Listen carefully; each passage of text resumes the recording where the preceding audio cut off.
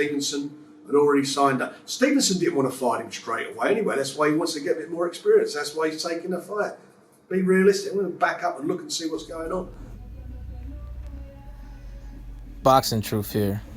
As I expected, when this fight was being talked about a couple months back, as Warrington was entering the latter stages of his agreement with Frank Warren, Warrington will end up signing a new deal, and the fight will end up being put off a potential unification bout between Stevenson and Warrington.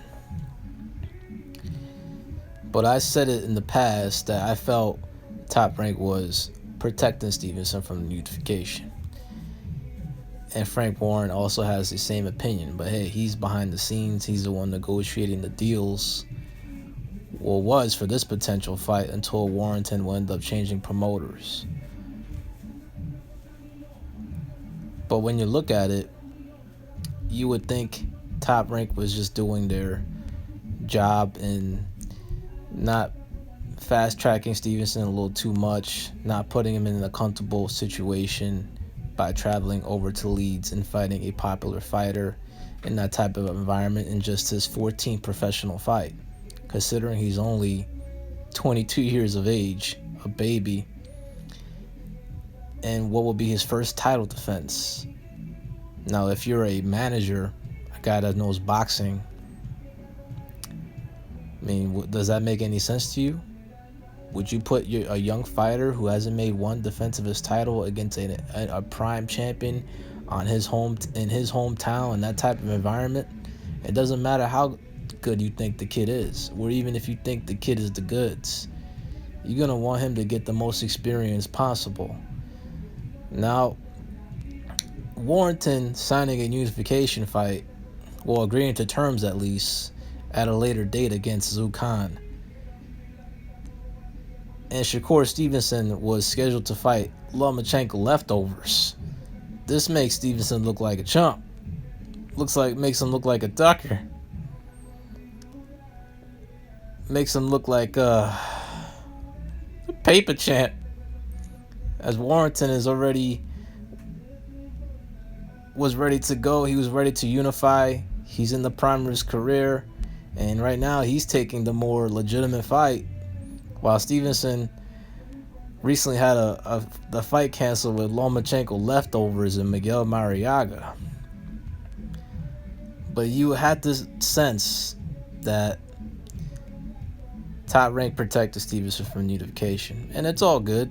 They can say they believe in him all he wants, and I'm sure they do. But they weren't. The fact is, well, my opinion.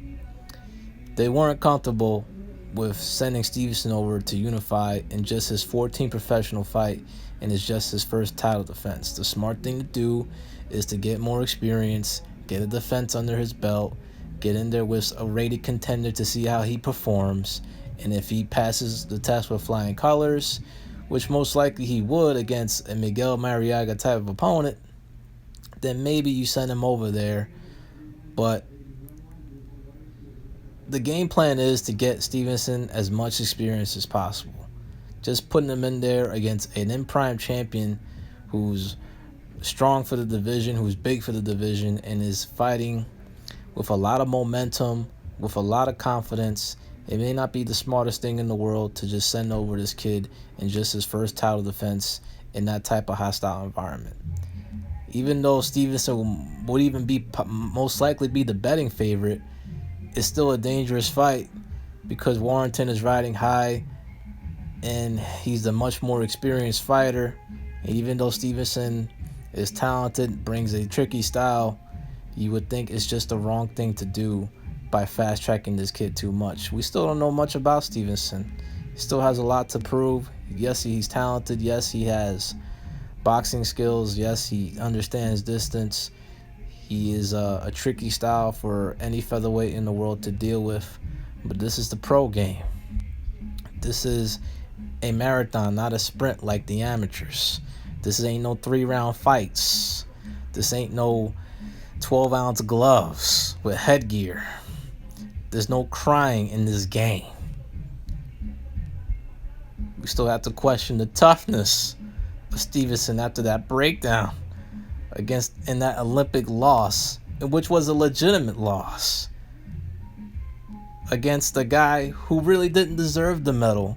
King Tug was robbed in that semifinal bout.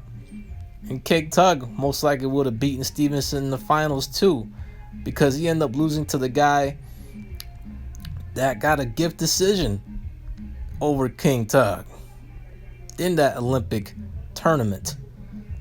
Josh Warrington could have well ran over Stevenson and exposed that Stevenson was just too green, not ready, and was protected by Top Rank.